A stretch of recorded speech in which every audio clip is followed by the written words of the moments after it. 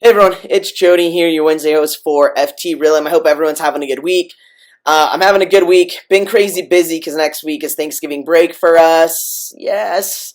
And so it's been kind of crazy this week, but I'm just wrapping up a bunch of projects. So I'm going to be kind of looking down below my screen because I have some notes that I want to kind of make sure I keep on topic with the topic that we have this week, which is like transphobia, trans ignorance, anything like that. So let's go ahead and get into this because it could be kind of long, and I apologize if it's like super long already by the end of this. Anyway, all right. So thinking about like transphobia and how it can be portrayed on many levels. And so I think the hardest one is trying to have people understand that we have made biology way too simplistic for our own good as human beings, and that there are so many other variations of sex and gender in many different cultures and even within different animal species that we have been able to study. And so to try to explain to people the definition between sex and gender can be completely crazy, and because people, especially politicians, interchange them so much to produce like this whole notion that they're the same thing, and they're really not. And so I think that's the first step of battling kind of transphobia, and it's educating people that there is a difference in sex and gender, and it's not always the same between every culture. It's been different throughout various cultures, such as Native American cultures, recognize that there is someone that identifies as a two-spirit, and that is kind of got the notions and the stories of kind of the trans community, a trans individual. I don't want to go too much in detail about that, but that's one example that's coming to mind. And then kind of looking at indirect transphobia, which is looking at when people are trying to do things for like the LGBT community, such as like anti-discrimination laws, policies, or even anti-bullying campaigns. The T is usually left out of those until somebody's like, oh yeah, what about this other letter? And that could be good or bad that people are forgetting about the trans community, but typically it's a really bad thing because people just don't understand what it means to be trans. And it's not to a whole level. Sometimes they just don't want to know, and then other times they just don't really think about it on another level. And so and they don't understand like the hardship that we have to go through as individuals to be fully recognized as our authentic selves, or authentic self. And so it takes like that huge education piece for them to understand that, we don't take hormones or modify our body through surgeries because it's a phase. And some people think that. They think that about sexuality, they think that about being trans. And we have to educate them that if this is really one long phase, like it's going to last an entire lifetime if this is a phase of my life. Because as I've transitioned, and once I started transitioning and wanting to be more recognized as male, like my whole world just fell into place. It was miraculous. It was a complete change on like my demeanor, how I would kind of hang back and not stand up against transphobia or when people were being transphobic. And now I feel like I can do that. And I'm not saying everyone has to do that, because that's definitely not the case. If you feel like you can do that, then if you feel you can, you should do it.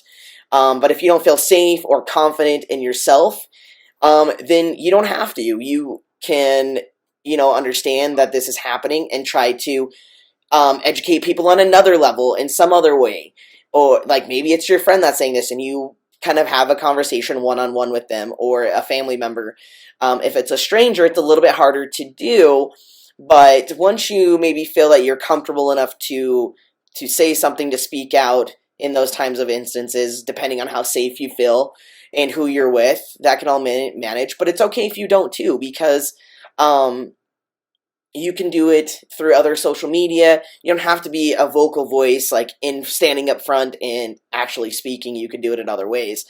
And so another one is like direct phobia, where like someone's being like, is deliberately harming somebody that's trans, such as like what has been perpetuating trans women of color to be murdered very often, at the beginning of this year, and why they have a higher rate of murder death tolls than really anyone else right now in the community. And it's one, they don't understand. People just are really ignorant in thinking that sex and gender are the same thing when they're not, and that these things are socially constructed. We have socially constructed these things.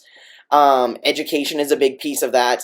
And then also looking at it is that right now being trans is recognized in the DSM. And so with that, that is a book of mental health illnesses, mental health illnesses, or mental illnesses. And so when people hear that something is in the DSM or it's classified in the DSM, they automatically assume that you're freaking crazy. And I like to, have people get to know me, and then eventually they find out I'm trans, and then they're like, so you're not crazy. Like they have like this epiphany that trans people are very normal, and we do normal things, and we participate in life normally, and that we're not actually crazy, along with, and that we're not freaks. And it's really hard for me to say this as being a trans man that passes as a cisgendered man 100% of the time at this point, because there is a certain privilege that comes with that, and I'd like to recognize that privilege, that people don't know I'm trans, and typically unless I tell them.